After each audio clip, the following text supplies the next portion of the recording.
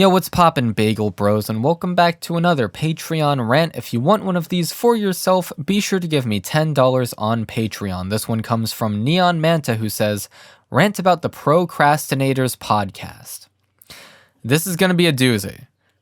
So the Crastinators podcast is my favorite podcast, but calling it that feels a little dishonest almost, because in the first place, I don't really like podcasts. The Crastinators podcast is really the only one that was able to make me like it, but it makes me like it so strongly that it is literally one of my favorite pieces of media that exists. Now, a lot of people listening to this, if I know my audience, if I have them pegged correctly, will fucking hate this podcast. The first episode has, for the record, before I get into this, I do need to note that this podcast began literally 10 years ago. It began a decade ago, so keep that in mind when I say that the first episode has someone drop the N-word hard R and they are white. Like, I need to look, it's like the old cartoons where they have that warning at the beginning. This piece reflects the views and opinions of the time, and we are not endorsing this anymore. Like, it's prefacing it with that. Like, the Crastinators podcast is still the best podcast ever. But it's not because I listen to it and I agree with everything people are saying, which is the sense I get. Like, the sense I get about a lot of people's viewing habits is that they tend to listen to things or watch things because they agree with them, or because they want to agree with them, or want to have their own opinions validated, or want to get new opinions. And I'm not entirely immune to this, but it is, like, if you go into the Crastinators podcast with this mindset, you will be disappointed, because you are not going to agree with much of what these people believe. Sometimes it is hair-pulling to listen to the people in this podcast be wrong constantly. The point of the Crastinators podcast is it's about listening to these extremely specific, extremely broken personalities clash.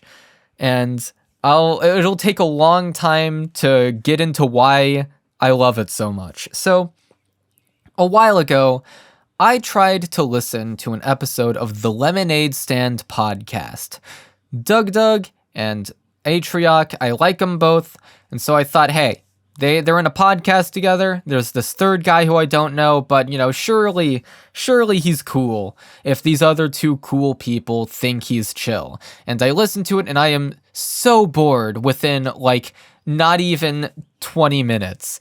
It is so unfathomably boring, and the reason why is because every single opinion felt very formulated, but in a way where it felt like everyone had kid gloves on around each other. So the general rhythm of the podcast, the point of the Lemonade Stand is that someone, like, brings this piece of the news and says, like, this is important and we should focus on it. And sometimes it's not actually important, but sometimes it is.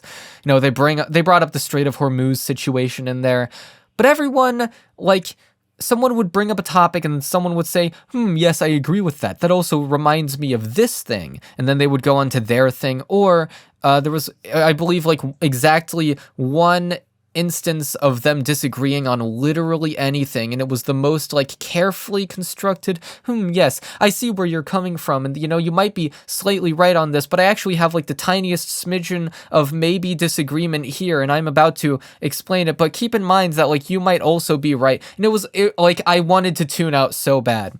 It felt like every single host went on there, and before they get on the stage, they're, you know, putting their hands together, praying, thinking to themselves, okay, I'm going to get through this podcast without getting canceled by the end of it.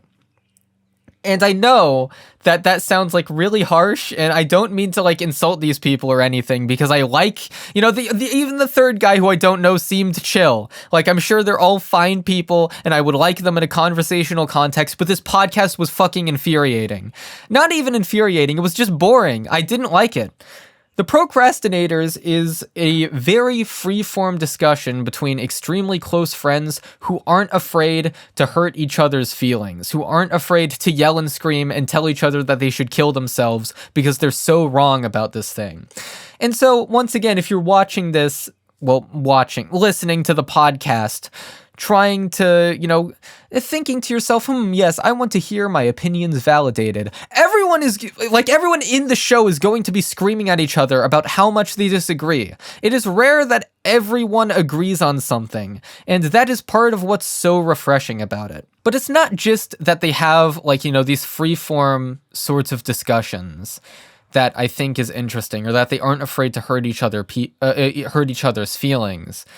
It's specifically because they're unfiltered, and that's kind of a dodgy thing to say about podcasts nowadays, because, in the modern era, whenever a podcast is quote-unquote unfiltered or quote-unquote edgy, what it really means is that the hosts are racist and they platform misinformation. Yes, we are rising above the establishment, the media, and then it's just someone saying, yeah, I think the earth is flat.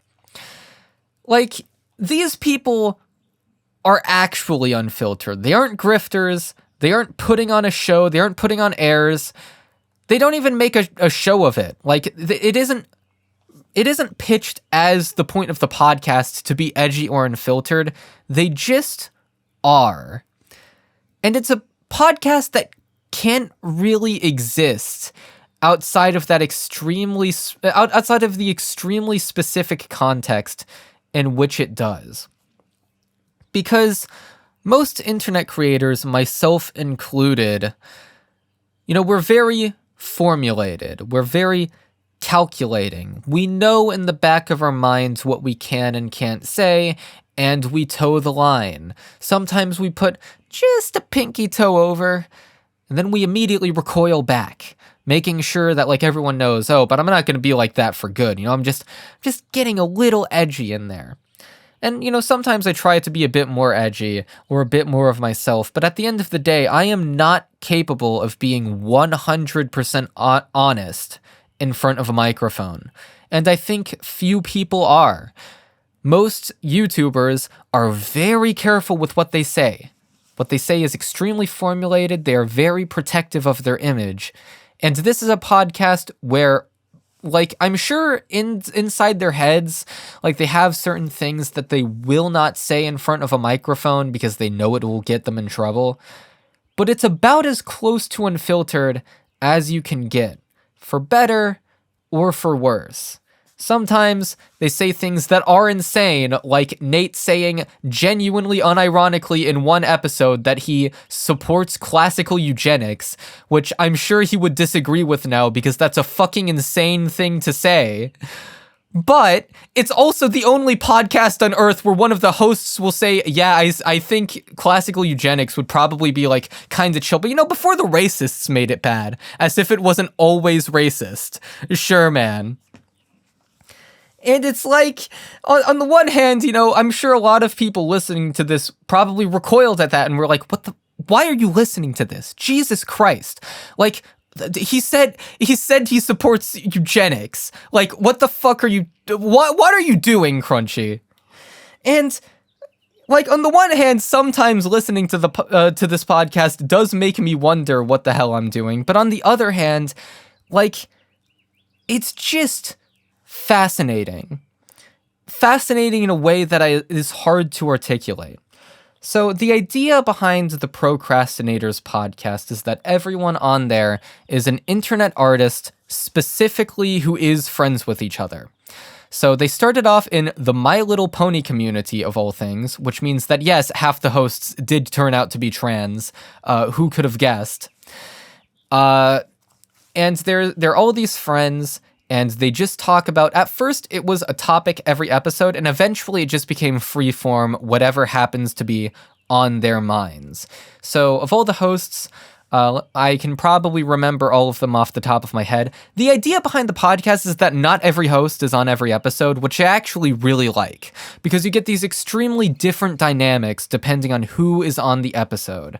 For example, Endless Jess. He is a very raging, screamy man. He's quick to anger. He's quick to go on a tirade. He will rant if you let him. And so every single episode with him on eventually devolves somehow into him rambling and screaming. He is the most annoying centrist you have ever heard in terms of his beliefs around about the world. His beliefs on politics are, who cares? Why are we worrying about this? His beliefs on racism are it's basically over. Who gives a shit anymore? I'm pretending of caring about it, or I'm tired of pretending to care about it. Why should we concern ourselves with these high-class issues? We're just gonna, let's shoot the shit. And he can be annoying in that sense, but is hilarious in every other context. He is one of the funniest people I have ever seen, and he is the reason why the most infamous episode of the podcast happened, which is the yellow episode, where everyone else was arguing about whether or not Endless Jess's videos look yellow, that the type of lighting he uses to light his face looks yellow. And he denied it, even though his videos are literally, if you look at them, they are fucking yellow, and he is wrong. And it was supposed to be about things they can't get into. That was the topic of the episode. But, probably, it was a nearly 4-hour-long show, and, probably an hour and a half of it was spent just arguing about whether or not Endless Jess's videos are yellow. Digibro, now known as Trixie the Golden Witch, came out as trans.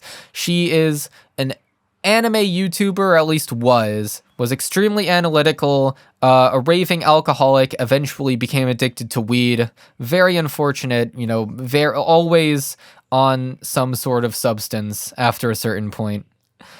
Her idea, she is a fascinating individual as well, who I do not have time to get into. I know way too much about Digi and Trixie's lore, but she is fascinating. After that, we've got Nate, best guy ever. He is known for his weird utilitarianism, and he is the one who said he supports classical eugenics because his specific insane worldview for at least the first half of the podcast is devolving every single topic into how we can achieve Starfleet. Somehow, some way, no matter what it is, even if it's about fucking Dark Souls or whatever, at some point it's going to become about how we can achieve Starfleet, and how we can further the human race, and everything, his entire philosophy about how he lives his life is to be as efficient as possible. He's trying to become a well-oiled machine. He specifically says that he wishes he did not have to cook food, and instead could have gruel that had all the nutrition that he could possibly want, and could just eat that all day, and he would do nothing but work. Making humanity as efficient as possible. And his idea behind supporting eugenics is basically that it would, certain people shouldn't be able to reproduce because, ultimately we are trying to perfect the human race. And it is fucking bizarre. And then his brother, Ben, is on the exact opposite side of the spectrum, where he starts off as kind of a, wavering sort of liberal type, but eventually becomes an outright socialist, whereas Nate is a very hardcore capitalist. And so after a certain point, every episode devolves into them arguing socialism versus capitalism, and it is funny as fuck because literally no one else on the show wants to touch that discussion with a 10-foot pole. Yet every episode, against their will, Ben will bring up something about socialism, and Nate will be like, no, this is wrong, hold on, I can't just let you get away with this, and then it becomes a 10-minute debate, and it's hilarious. Mage is there, and she does not talk, for the most part, but actually not she, I believe Mage's pronouns are he, they now. Fucking Tommy Oliver, he is a swell guy, isn't on most of the episodes, but when he is, he tends to have some level-headed takes, albeit back in the day was way too anti-SJW for my liking, but fucking everyone was. After that, we've got Hypocrite, who is one of my favorite members of the show, is trans now. She is very quiet for most of the show, but whenever she does interject, it is like something funny or something charming or a legitimately great point, and always interesting to hear her perspective. After that, we've got, am I forgetting anyone? Other than the two that I'm about to mention. I don't think I have. If I did forget someone, I will say it eventually. Editing Crunchy here. I forgot Munchie. He is a child, and sometimes the fact that he is on the podcast makes me uncomfortable. And I believe he has since disavowed everything he ever said on the PCP. But he's fine. Okay, back to past Crunchy. But after that, we've got the two members who eventually were essentially kicked out. Mother's Basement, Jeff, and Mumkey Jones. So Mumkey Jones is the most infamous one. Jeff just kind of didn't fit with the vibe. I guess I'll cover Mumkey Jones first. So Mumkey Jones is this extremely edgelord YouTube persona from back in the day. He had an extremely edgy sense of humor, made videos about Elliot Rodger, making fun of him, extremely anti-SJW, extremely anti-feminism, not explicitly right-wing, at least at the time. I've heard that he is more right-leaning nowadays, but he was probably, on most issues, probably left-leaning overall, but had the attitude of someone who was being an edgelord on the right. And it is a very interesting dichotomy. He himself, I used to be into him as a teenager, and he is a very interesting person. But on the podcast, it doesn't really say much. He kind of just sits there and collects a paycheck, and in doing so became probably my second least favorite member of the show, and he eventually got kicked out, which caused a huge controversy, which is basically one of the few things that the PCP is known for within wider culture. And then finally, and I think this is a good way to segue into why all these hosts are charming, is Jeff. Because Jeff is the odd man out. Jeff is the only one of these people who has really become a successful YouTuber now. And in doing so has exposed one of the reasons why the PCP is so interesting to me. Because Jeff is calculating. He is clean. He presents himself cleanly. He is a marketing-first kind of creator and never really fit in. And is therein, I'm sorry, Jeff, this is nothing against you, but you were the worst member on the PCP because you didn't fit. And it's obvious that the people on the show don't really like him, and he's on barely any episodes. But they also, even after he's left the show, they will badmouth him, but then also, they will stipulate, oh, but I still like him, though. We're still chill, even though they so clearly are not chill, and it is, kind of uncomfortable at times, how much they clearly don't like this person, but are still pretending that, yeah, we're chill. It is very strange, a very weird dynamic. But I think it kind of highlights why these people are interesting, once again, which is just that they're all artist-first creators. They are people who make art because they are extremely passionate about it. They don't want to follow the algorithm. They don't want to be beholden to anyone but their own vision. They are auteurs of their craft. And in being such, nowadays are largely forgotten. I believe Endless Jess still makes a living off of Patreon, but does not even upload to YouTube. Only uploads to Patreon, which is a fascinating business model, which he has somehow made work. The rest of them, Digi was successful back in the day, but look where she is now. She got addicted to drugs, addicted to alcohol and weed, got crossfaded every day, and no longer puts out anything that people watch or like. And it's, a sad state of affairs. And the rest of them, BGE got 100k subs, but barely uploads. Ben is a comics artist and does do, lecture-style content based on the PCP lectures. But he's not really well known for most things. And he's always lived a very, back in the PCP days, back in the day, he would live on $400 a month. Was able to do that. And so as long as he made more than $400 a month, he considered the month like profitable and like we're good to go, which is, you know, like granted with inflation, that would probably be more like 600, but still that is fascinating, a fascinating living experience. And another thing about these people, aside from being interesting internet creators, is that they are all profoundly broken, in case you could not tell. You know, Digi and Ben and Jesse and Mumkey were all openly depressed. Tommy Oliver as well. Like, Mumkey had a series called Mumkey's Countdown to Suicide, and constantly said that he was like at the end of his rope and was going to do it at some point and could not keep living for very long.